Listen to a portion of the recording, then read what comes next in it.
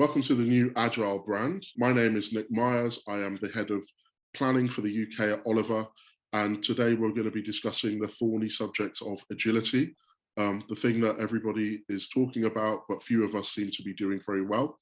I'm very pleased today that we have three experts who have a really interesting point and different points of view on the subject of Agile to talk to us today.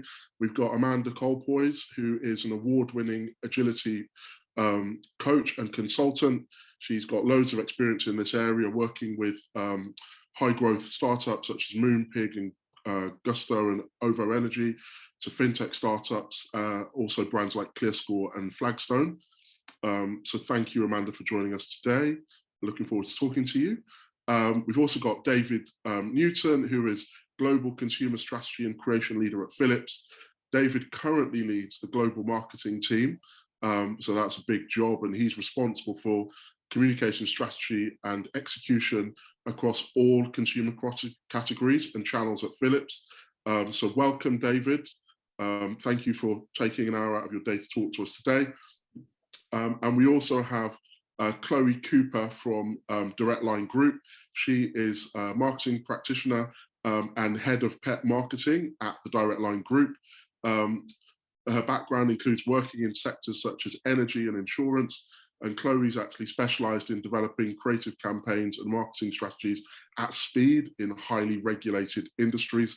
And I do have a soft spot for Chloe because she's doing a role at the moment that I have also done earlier in my career as well.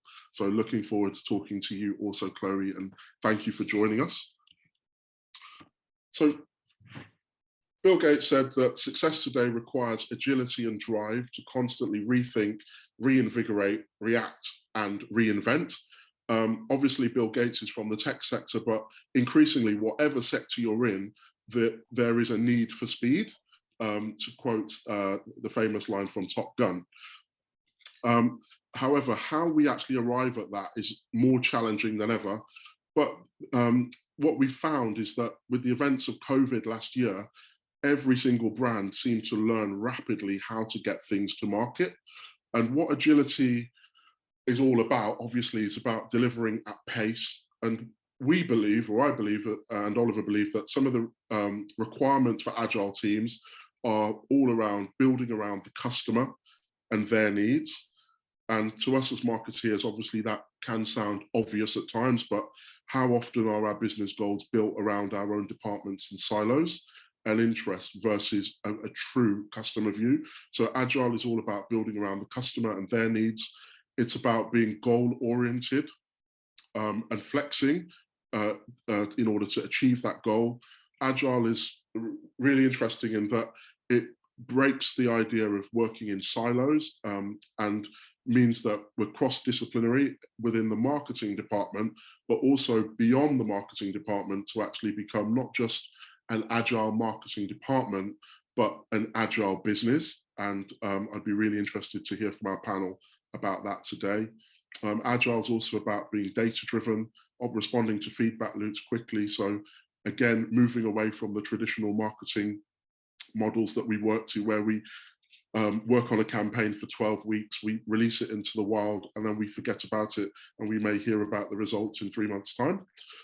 It's about being iterative, and it's also about prioritizing and knowing where to focus our time, our people, and our money.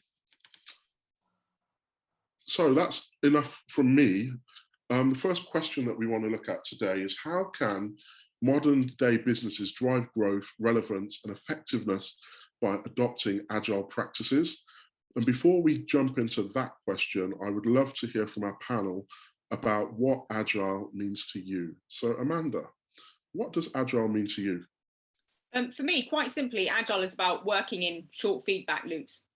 So when you're talking about speed, it's the speed of that short feedback loop. How quickly can we get feedback? And the reason you want that fast feedback is you want to be able to learn and validate. It's a method to continually course correct. Are we investing our time, effort in the right places? Are we going to get return on investment? If we're not, then we need to change direction. We need to be able to pivot. So basically, working in short feedback loops means greater return on investment, more bang for your buck.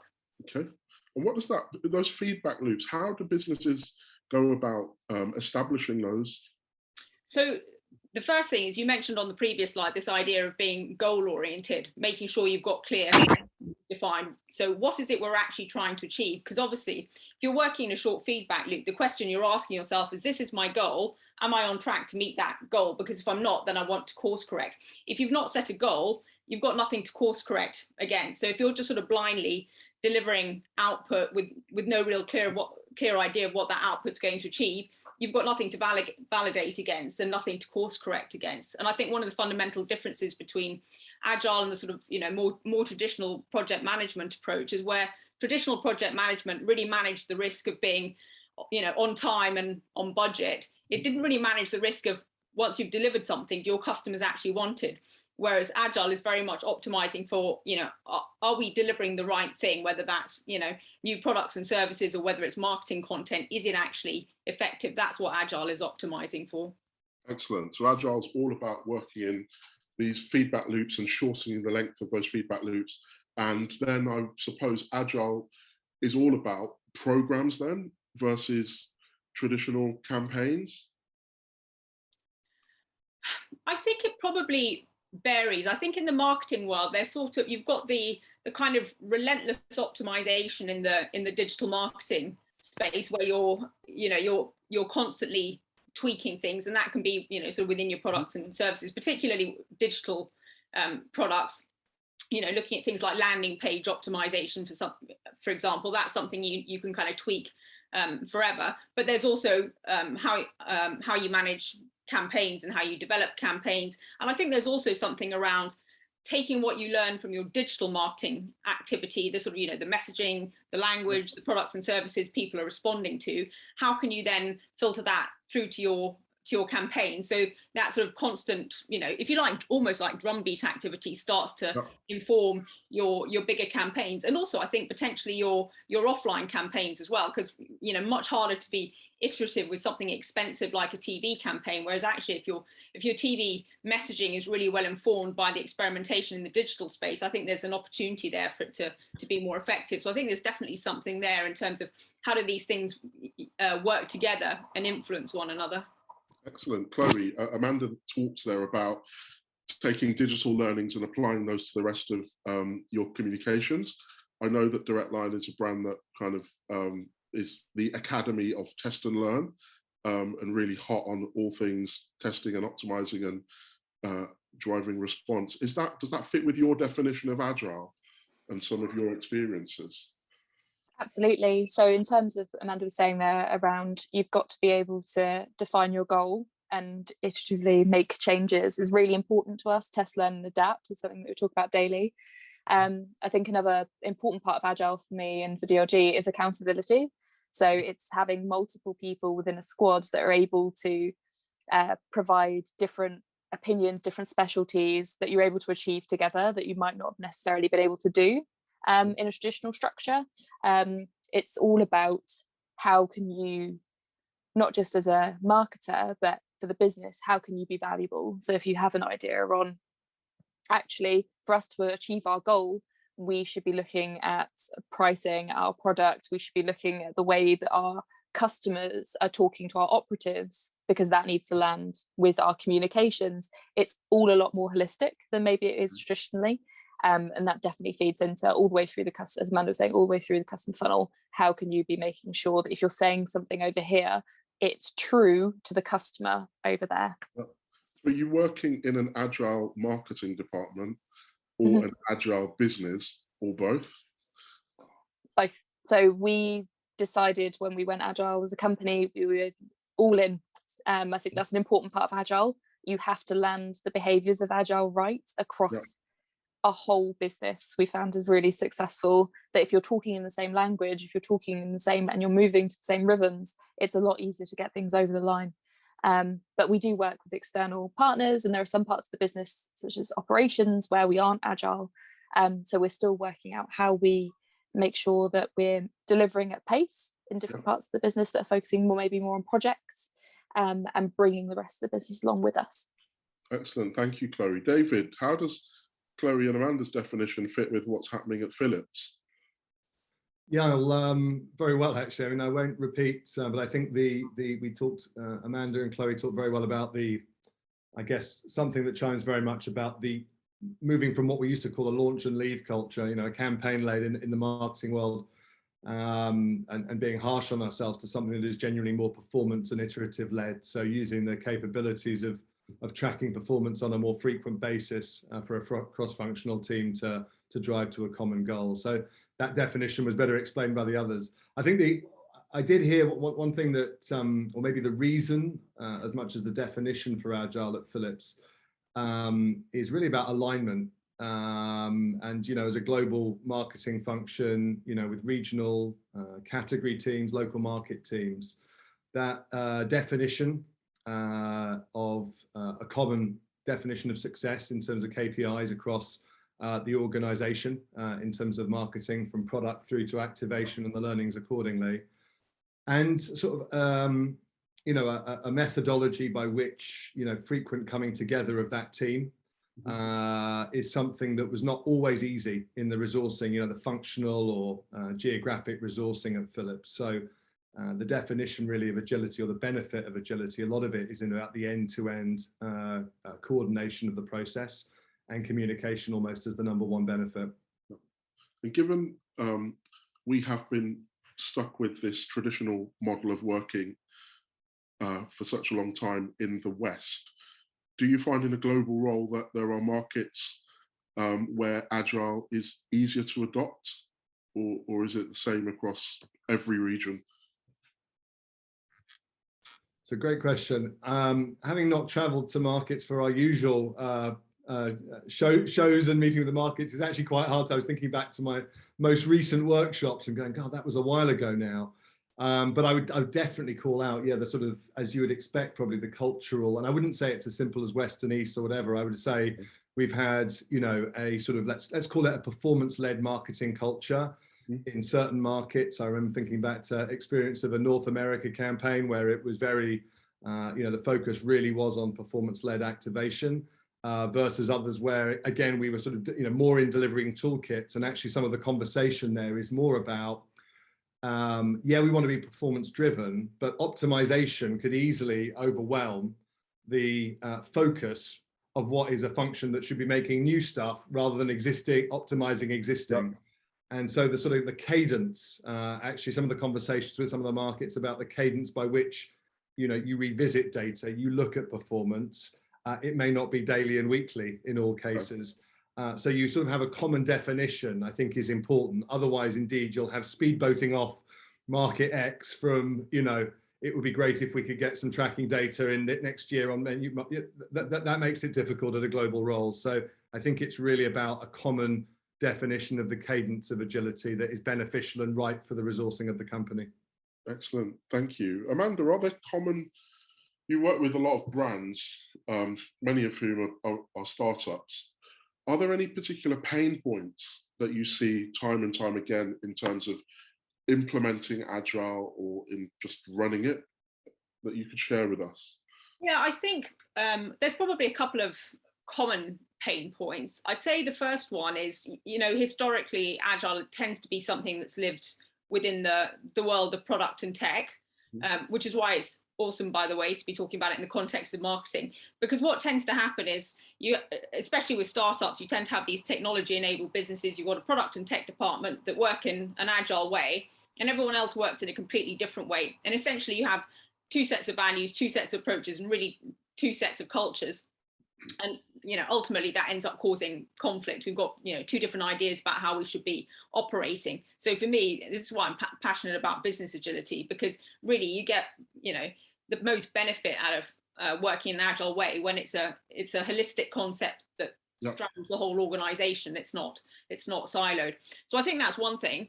Sort of related to that is that really, in order for any level of Agile adoption to be successful, it has to be sponsored by the leadership team. The people right at the top of the organization have to understand it, buy into it, and support it. Because if you think about it, the leadership own strategy, organization design, operating model, culture, the whole shebang. And actually all of that is going to change in an Agile world. So those people need to understand it and adopt it. And again, typically you will have your sort of you know, your chief people officer, your chief product officer, your chief technology officer are kind of pushing this, but you've got to really got to get the CEO on board and the rest of the leadership team before you're going to get that adoption. So I think, yeah, another common pain point is leadership really understanding what's this all about, how do we do it, and leading it and leading by example. Yeah. And do any of you have any tips for our listeners for building the business case for agility? What could one say to the top team to actually get them on board with this? Well, sorry, man. Did you want to go? No, carry on. You go for it, David. I was going to say, I mean, it's difficult for me to comment a little bit in that I don't think there's a barrier necessarily to the idea of, you know, I think actually it's more like assumed to be something we should all do and are doing, and how can we do it quicker and better type thing. And you know, for me, the more important thing is taking the right aspects of agility and to Amanda's point, really making sure you embed those in the model, because I think the risk with it is a casual definition of agility to your first question, which is it may not be right to take all of those aspects or broad aspects of the methodology and apply them across every function, in my experience, you know. And so I think the main thing is to ensure that, yes, it's bought in at the top.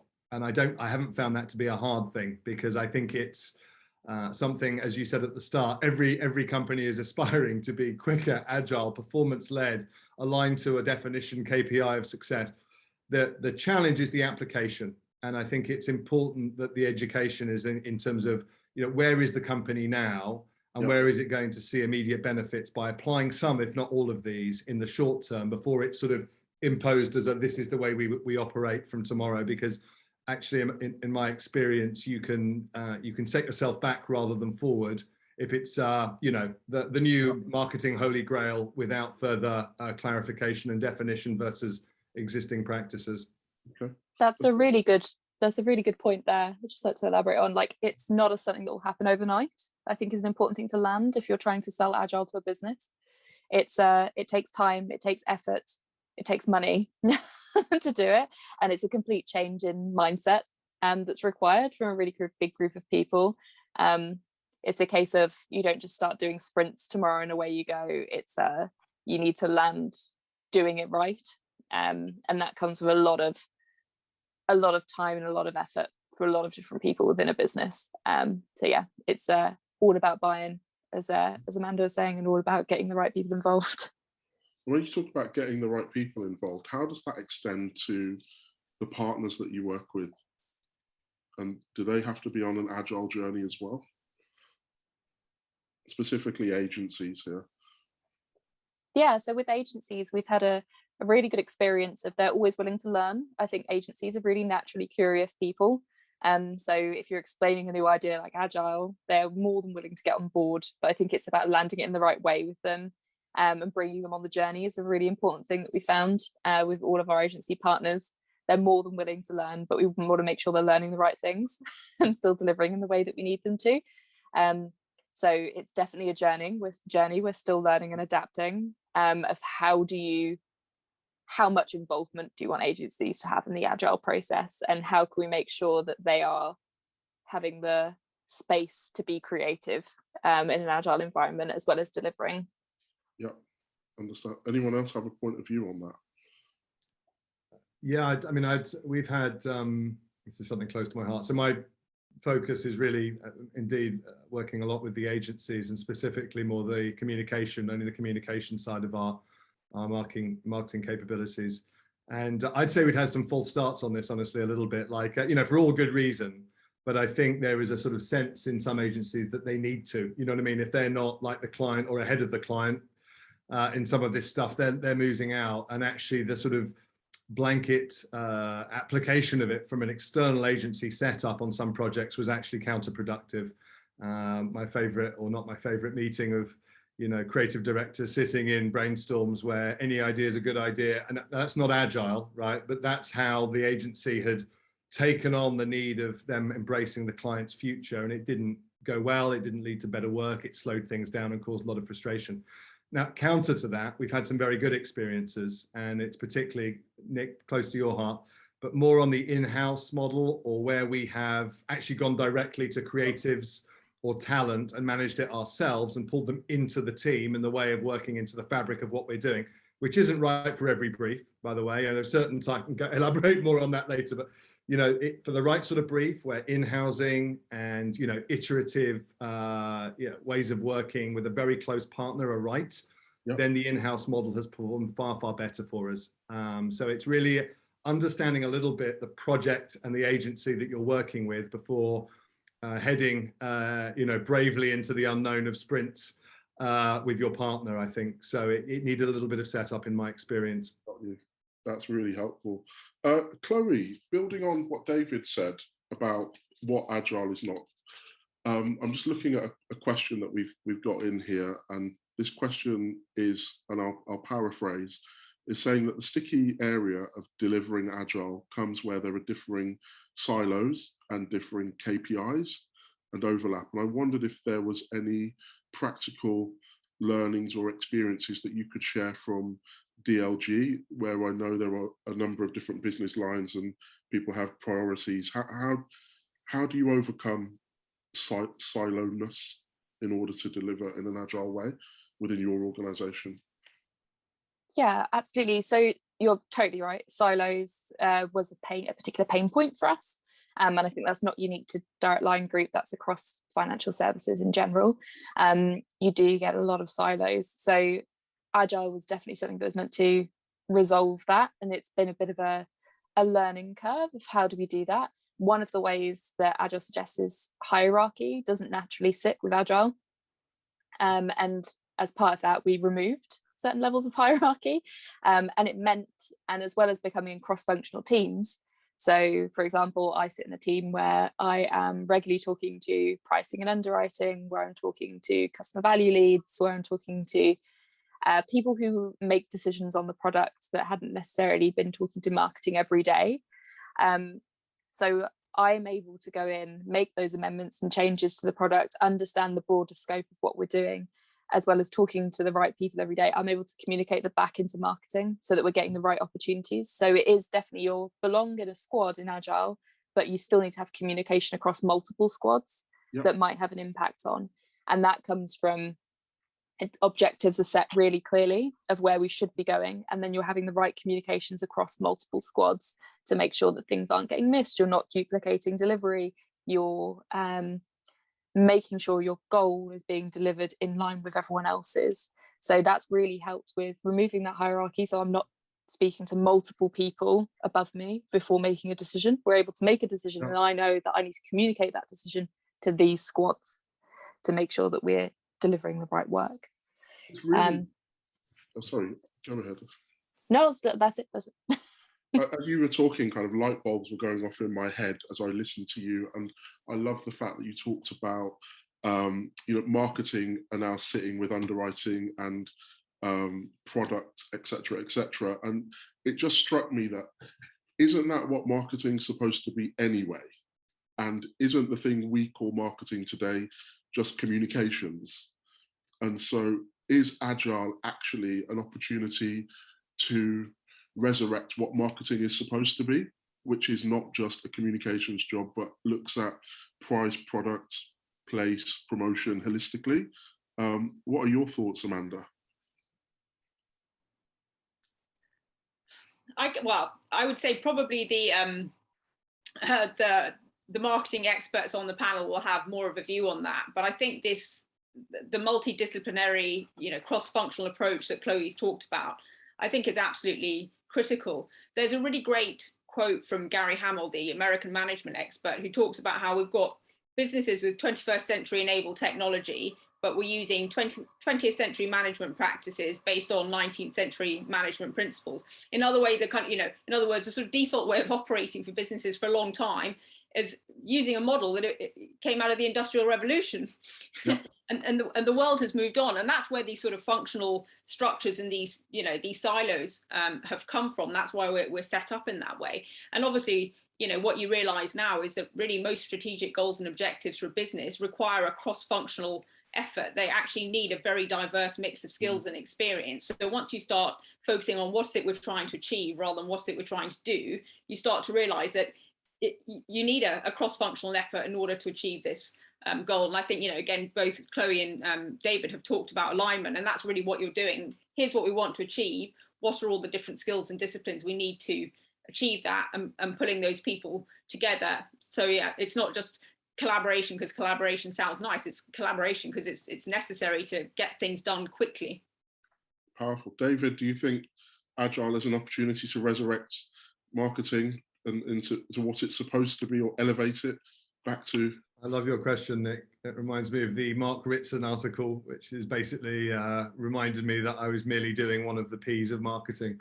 But yeah, I think it's kind of what's been said. Like, there was an interesting conversation internally about why do we need Agile to do what is basically common sense, like which was of course, like of course you need end-to-end alignment, and that was the structure before.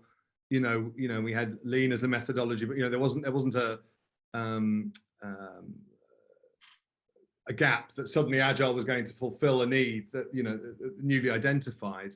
But I think what was, as discussed, by looking at the sort of structure of a squad team to be able to go from the upstream to the downstream practices of marketing, absolutely, it's a format, a way that people can understand to collaborate in a way that may not always have been easy. And frankly, one of the hardest things on that is the resourcing, and it's actually one of the challenges we have at the moment. Because actually, what I'm fascinated by is Chloe's answer more than my own, to be honest with you, because they've gone full kilt into this, right? So if I understand it rightly, you really ripped the plaster off and restructured and removed hierarchy layers. Where the complexity comes from is really where you still have functions or disciplines, but then you have the need for people to collaborate in a layer above or aside or on top of. And that needs very, very careful organization, because things need to be resourced for squads and end-to-end squads, as well as for functional expertise. And that's where we are in the journey a little bit, is balancing that, because not that both can't happen or coexist, I think they can. It's just a case of if one gets out of whack, or everything ends up being a squad, or everything ends up being a function, the other suffers. So I think in our journey, where we are sort of feathering the approach a little bit more in terms of structure, the resourcing of that end-to-end team and the 5 Ps needs a little bit more just operational thought. And I think Chloe's sounds like a sort of 2 steps ahead maybe on some of that stuff at Directline. So that need for balance is a kind of perfect segue into some of the panelist questions, some of the questions that we have from the audience. One of which is back to your point about squads versus functions. Does Agile rob you of the best people, or is it that the kind of your top talent are constantly working on squads and never in functions? I personally don't think that. I think if you're asking that question, I would say something's potentially gone wrong with how you set things up, because I don't think that. I tend to think that what happens at a functional level is functional excellence. It's about building particular skills and expertise. It's not about achieving goals. So the concept of functions doesn't go away, because you still want to build excellence in a particular discipline. But for me, all work should happen in squads. If you've kind of got work that's happening in squads and work that's sort of happening in functions, I kind of question why we've got it happening in 2 places, because if nothing else, is the chance you're just trying to do too much. And most businesses, I think, overload themselves with goals and initiatives. Is it sometimes, is that, I mean, I understand what you said there about one or the other, and I also hear David's point about the balance. I think, if I'm correct me if I'm wrong, isn't it that a lot of the organizations that want to be agile are super tankers, and it's so hard to turn them that they need to do it piecemeal or bit by bit rather than a wholesale change? Or should it be a wholesale change like Directline have done or are in the process of? I think it's probably slightly different for every business. I mean, I definitely think starting small is a good idea, just to prove the concept, if nothing else. You know, there will be doubt and skepticism the first time you do this. And certainly in some of the organizations that I've worked with, the first step has been to put one cross-functional team in place, prove the concept, build some confidence, and then gradually move out from that. And I think in terms of the pace at which you move, and you sort of move to that full-scale model, really depends with the pace that the organization is comfortable with. You know, if you start to get really confident and go, wow, you know, this is it, this is what we should be doing, great, you can put your foot on the gas. But you know, that will be different in every organization. But you know, I don't know if David and Chloe, from their experiences, have got a different take on that. I think from our side, it's definitely been an all or nothing. So I think but I think that's what you need to be able to do in a really regulated, highly risk adverse company. So, and that's again not unique to us. Insurance in general, it is about being risk adverse, and it's fair to say that does translate in through to the business. The product is becoming how the people act, but it means that sometimes you do need to take a bit of a calculated risk, and that's what we found, that you need to bring everybody on the journey and embed the behaviors early. Otherwise, we did have some agile areas before, and you're right, it did prove the concept, but we found that we had to draw a line in the sand and say we're all in, and we had backing from our exco to say we are all in, this is what we are doing, we need to embed this to move fast and keep up with what the market is doing. So yeah, we definitely went for an all or nothing approach, and it seems to be working really well for us to be able to say, get on the bus to people. Yeah, go fast or go home. Yeah. We've got a question from the audience, which is quite provocative, which is, will agility continue to be a buzzword post-pandemic? I'll let you go first, David, on that. I'm thinking, why wouldn't it be? I mean, other than people, what's the relation with the pandemic? I'm wondering. Is it the sort of physical gathering of people, or the living walls we have that we can't gather around in the same way, or what? Just the duration of the phrase. Yeah, but there's no more context than that. I mean, there are several questions that question raises. One, is it a buzzword? Yeah. And to your point about post-pandemic, I think possibly post-pandemic because we were all forced to move at such a great pace. Yeah. In response to the events. Yes. I think so. I'm not facetious, but I just think the question needs a bit of clarity on, is it the word or the principle? I mean, I think you raised it earlier on. There's definitely, what was incredible about COVID, I mean, if there was any positive about the whole thing, was the ability for a team and a company to rally quickly around crazy issues, whether it was stock or consumer demand change or hair trimmers sales increasing 800% overnight in our case. I mean, it was crazy sort of, trends of sales performance, unexpectedness, where you just needed to build a cross-functional performance engine or muscle just to cope, And so I guess the question is, do you need a definition for it? Because if you look at agile or agility through the sort of, positive definition of reactiveness, then yes, it will continue, because I think companies have learned the needs or built the muscle in most cases to actually be able to do that. Whether you need, the full-blown transformation to an agile way of marketing for every company, I don't know. Maybe it will actually, the buzzword will go, but the practices which underpin it become, of end-to-end collaboration and more sort of performance-led, cross-functional culture, I think will be enduring now. David, there's another question directed at you while you're still talking, which is, Phillips recently went on a digital transformation journey, particularly within the creative department. What's the biggest mistake that brands often make when trying to link speed with creating quality work? Yeah, that's a really interesting question, and it's sort of my back to the point on the definition of agility. I think it's often misused as speed to market or speed of execution. Like, oh, brilliant, we can have it all. We can do things for less cost and quicker, but with the same quality. And anyone who's worked in the industry for long enough will know that that's not necessarily the case if you believe in the production pyramid on which suggests the opposite. I think that, the biggest thing I've learned, and I have a slightly different, listen, I'm comms, Chloe, I think we're a different thing in a way, but I think when it comes to sort of the area of marketing communication, I think the need for a richer understanding of different ways of operating depending on the task is the reality. So the idea that you write a brief and you give it to your lead agency and they go and execute it and you come back and it all happens, whatever, versus something where your sophistication to understand, actually, no, this is all about speed to market. And I've got an example. There was one product where actually speed to market was the holy grail. You know, it was get there quick for all sorts of reasons. And the product and the communication and the claims were all being, you know, co-developed. So we'd never been there before in parallel, you know, it was not doing its usual waterfall product down the line, you know, to end to end. And that demanded absolutely a total different way of working in the creation transformation approach. We went in-house agency, we had scrums, we talked about products and claims at the same time as communication ideas.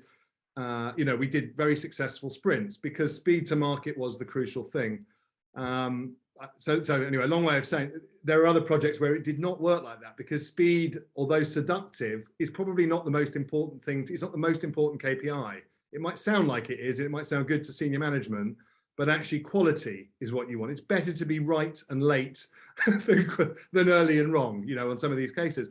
And in that, you know, some of this sort of idea of iterative performance thinking throughout the process does not go necessarily as well.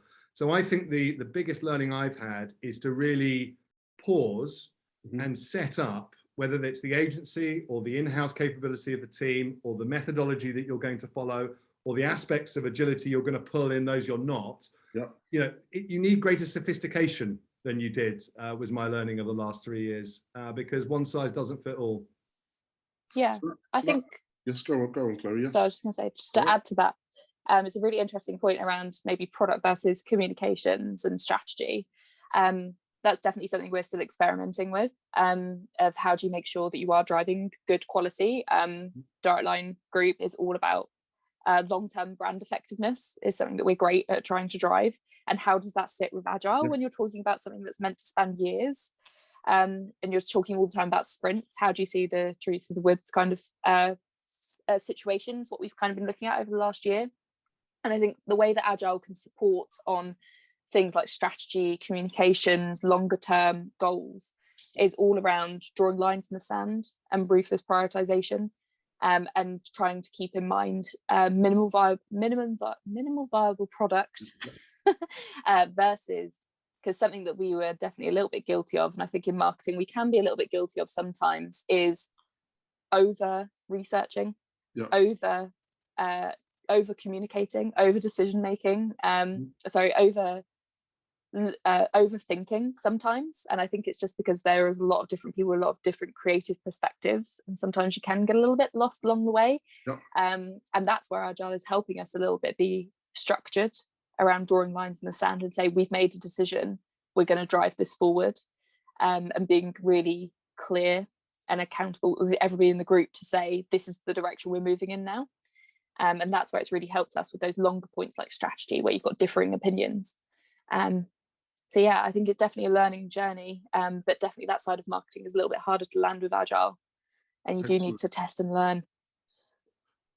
Guys, everything you're saying is so powerful, and the questions are just flooding in the chat.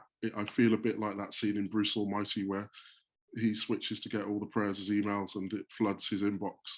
And I really do want to talk about this second point about when should we always be agile.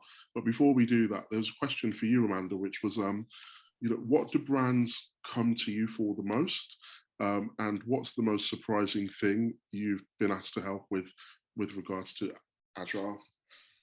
So brands will normally come to me with a fairly kind of broad, we want to work in a more agile way. And I think as one of the starting points for that conversation is, okay, let's just see what is it that you mean by agile, and actually getting on the same page with it. Like you asked right at the top of this session, that, you know, how do you define agile? And that's one of the things I think is most useful when you were talking to a potential client or brand is, okay, let's get on the same page, because I normally find there's a bit of an education piece.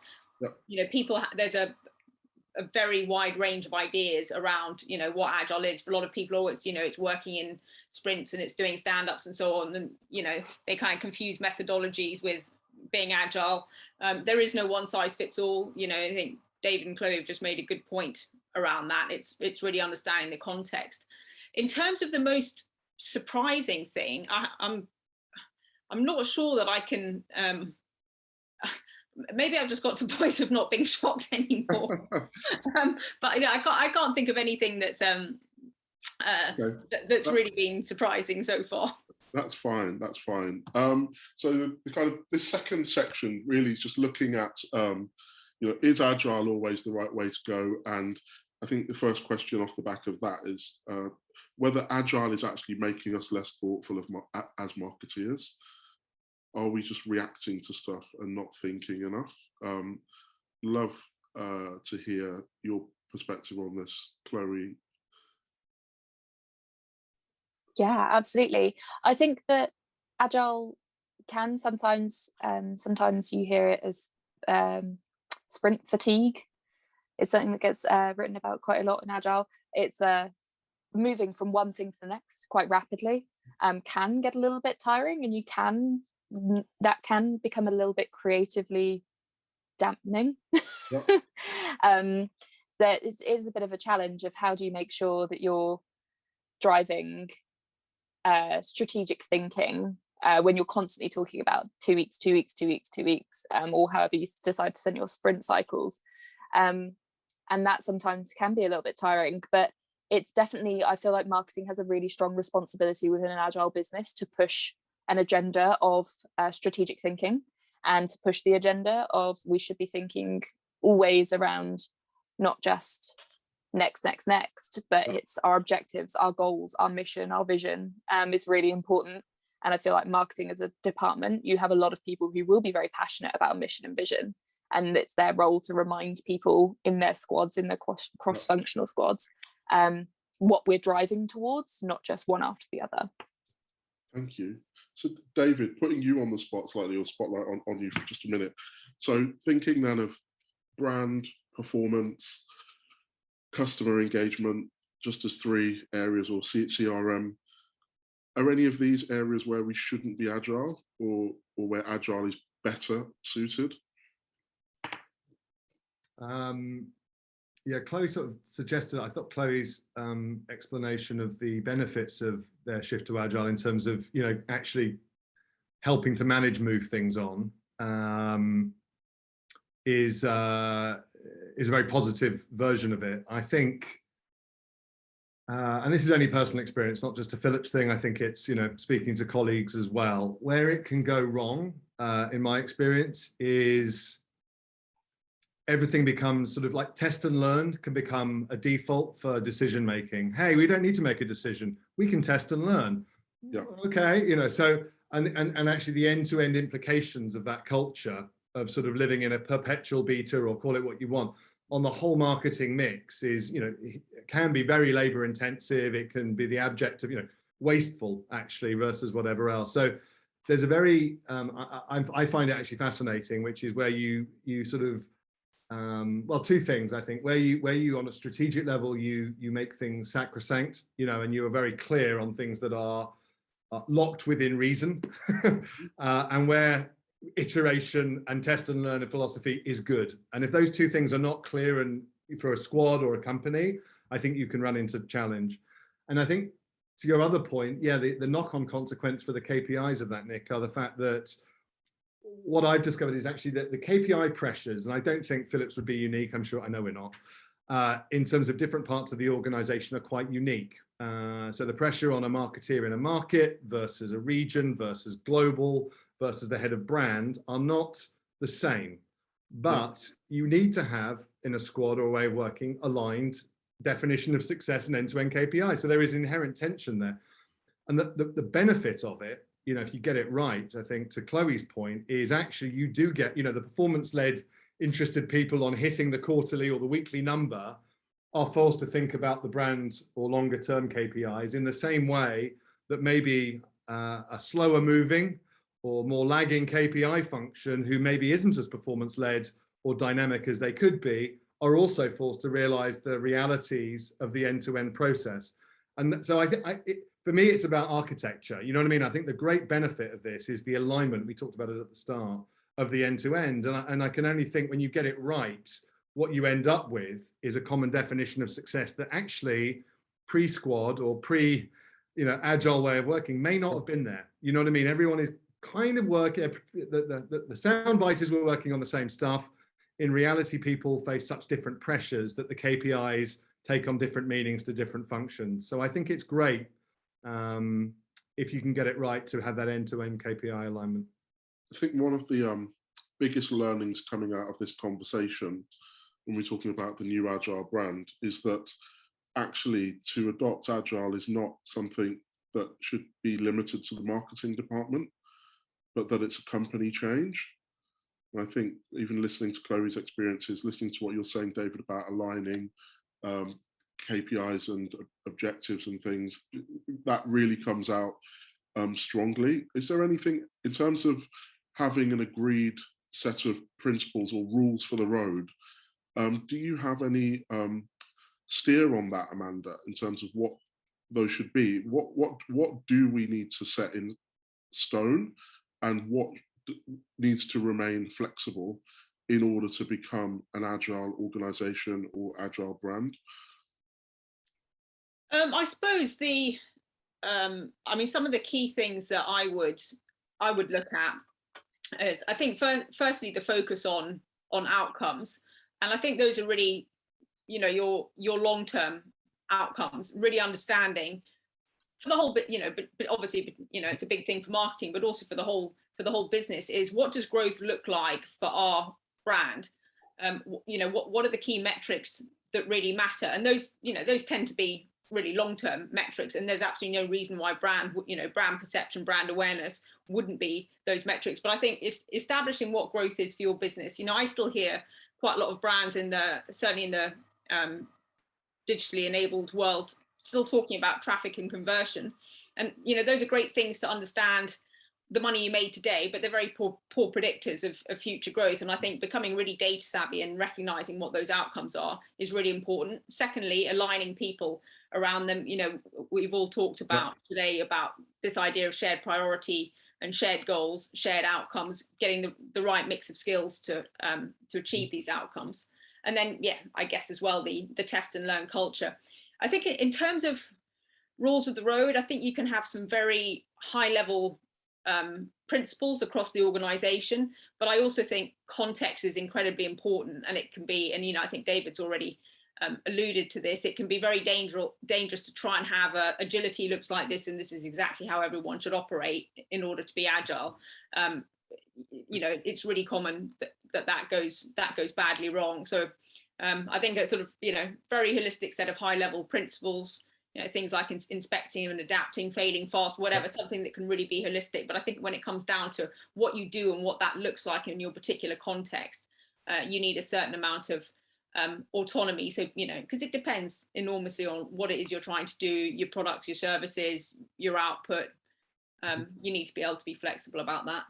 Yeah, just playing with this a bit more. If there was one thing that each of you thought an organization could do to screw up their chance of being agile, what would that one thing be?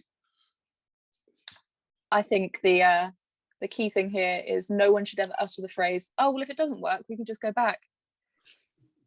That's a key. No one is allowed to say that phrase at all. Like, once you're in it, you're in. Excellent. Yeah, I think it's interesting you say that, Chloe, because a lot of companies, I think, do go down the big bang change route. And inevitably, if you do that, it doesn't work perfectly first time. So we throw the baby out with the bathwater. Agile has failed. It's not for us. We revert back to what we used to do. Yeah.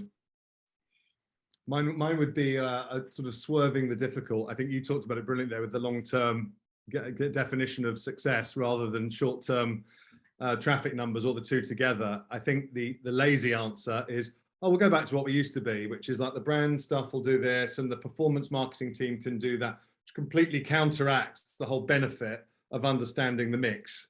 back to your P's, you know what I mean? And the answer is actually that when you get this stuff right, it's the forcing the alignment of activation plans that do both, and performance engineering, you know, all layers of the marketing mix.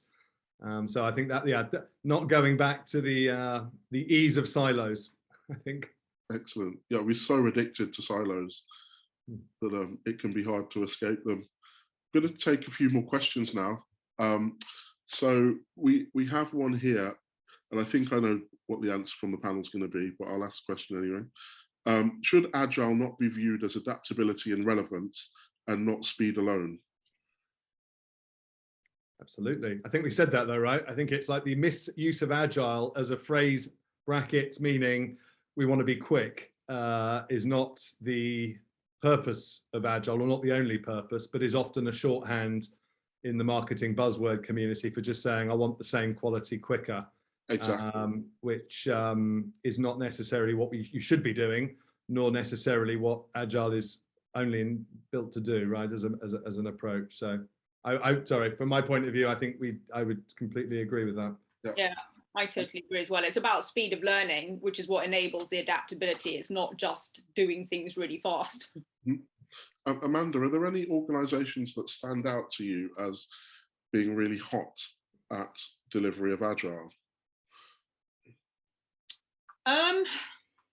I mean, to be honest, I would probably point to, you know, all the big names that everybody knows. You know, obviously companies like eBay, Facebook, Amazon, of course, LinkedIn, Pinterest, Uber, you know, the, Airbnb, you know, these are all companies that were sort of born in the Agile world, if you like, and have really, you know, set the trends for how a lot of, you know, the rest of us work, and sort of given the rest of us a reason to think differently about how we operate. So yeah, I mean, it's hard to know. You can never see inside these organizations, and if you speak to somebody on the inside, you know, they'll tell you it's not perfect. So I think it's kind of a relative thing. I think also Spotify is another one I would point to. I think particularly when it comes to culture, Spotify and LinkedIn, the sort of more people engagement aspect of Agile, I think those are two companies that I think really excel. I love what you said there about the difference between, you know, looking at an organization from the outside, and actually if you speak to somebody within, you discover that they're having struggles as well. Because I think we often look to other brands and think that the grass is greener on the other side, and, you know, they're nailing it and they're smashing it. And actually we're probably all struggling to do this really well.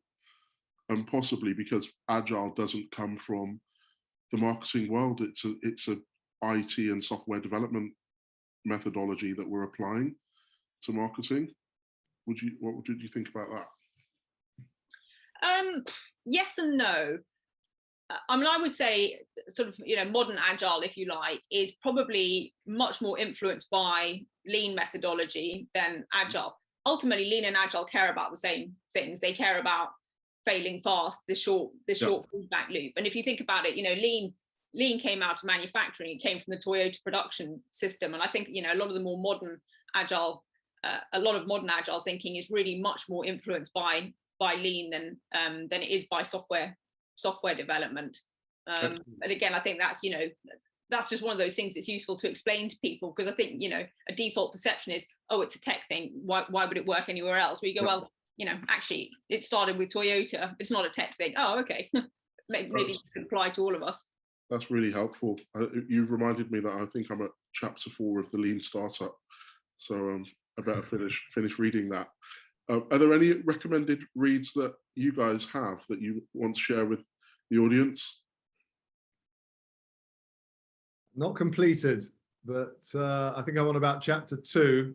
To your point of incompleted things, I had two books. I mean, there's Hacking Marketing I read, which was actually on this topic. I remember with some very nice analogies between what marketing can learn from, you know, the tech industry. Just to Amanda's point a little bit as well, but I found that an enlightening read as far as I got. But I don't know if it continues as well as it starts. I can recommend it. Excellent. Chloe, any recommended reads? Can't think off the top of my head, but come back to me. I'll shout up. I can definitely give you a couple, Nick. Yes, please. So you mentioned you're reading the Lean Startup. So if you think of the Lean Startup, is very much about finding product market fit. The sequel to the Lean Startup, different author, is Hacking Growth, Okay. by Sean Ellis. So that's very much about, once you found product market fit, how do you get as many people using your products and services as possible? So it's, for me, it's super relevant in the marketing world, and it talks about all the things we've talked about, but it doesn't talk about sprints or stand-ups or anything like that. It's very holistic language. And another one that I think is very helpful, particularly to really get data savvy, is Lean Analytics. And one of the useful things with Lean Analytics is it looks at different business models and revenue streams, and sort of how you might start to think about, what are the metrics that matter to you. So yeah, those two read hand in hand, I think, particularly in the marketing world, are super helpful. I have jotted down Hacking Growth by Sean Ellis and Lean Analytics. And as soon as this call's over, I'll be hopping onto Amazon to make my purchases. So final question for everyone then. So if it's not Agile that's going to help us grow, then what will in 2022? If it's not Agile that's going to help the brand grow, then what will? I think it's insights. It's got to be, right? 2022, time of change. We're in a recession. No one knows what's happening. Is there going to be another lockdown? Who knows? But during our first lockdown, while we were doing Agile transformation and everything else is happening, and we expected to deliver a few campaigns that were very much in response to what was happening, our insight and customer research was more valuable than ever. So I think that's and they go hand in hand with Agile. Insight should be the start of your sprint cycle. So it's definitely going to be a driver for 2022. I think that's a really good one. During COVID, some of the brands that I worked with are actually doing, daily research and weekly research. So the insight was combined with working at pace. I won't necessarily say the word agile, because it wasn't necessarily agile methodology, but it was definitely done at speed, and it did help. Yeah, David. If not agile, I just it's not very agile as an answer or methodological. But I'm an old-fashioned believer in creativity. So I actually think the can I be that rude? The slight dearth of creative breakthrough, and what's happened, and the cautiousness and the data-driven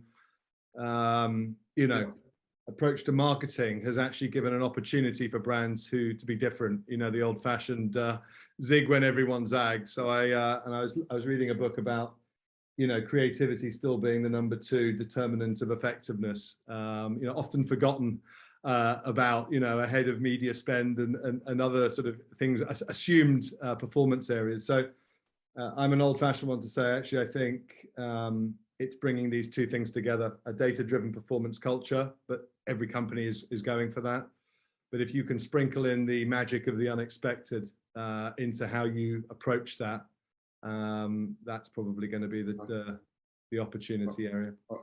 Again, I would 100% back that. Amanda?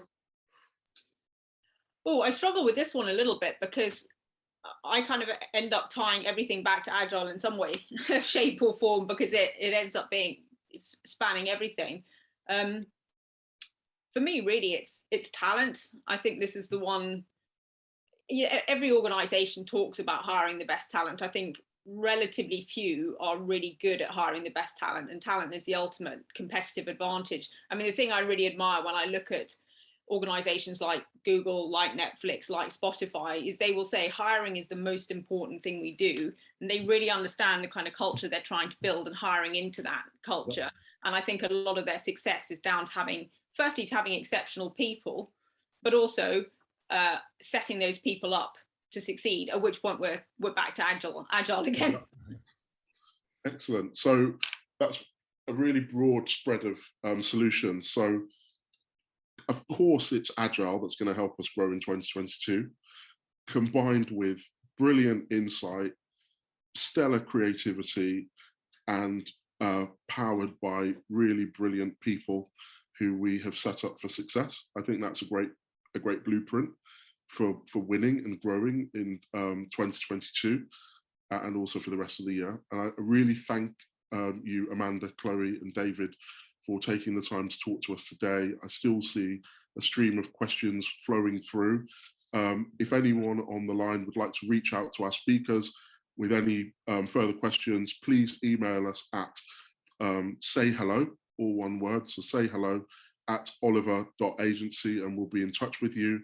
And of course, if you'd like to learn more about Oliver and how we're helping 300 plus brands globally grow and thrive, you can arrange a call with our transformation team. Thank you all.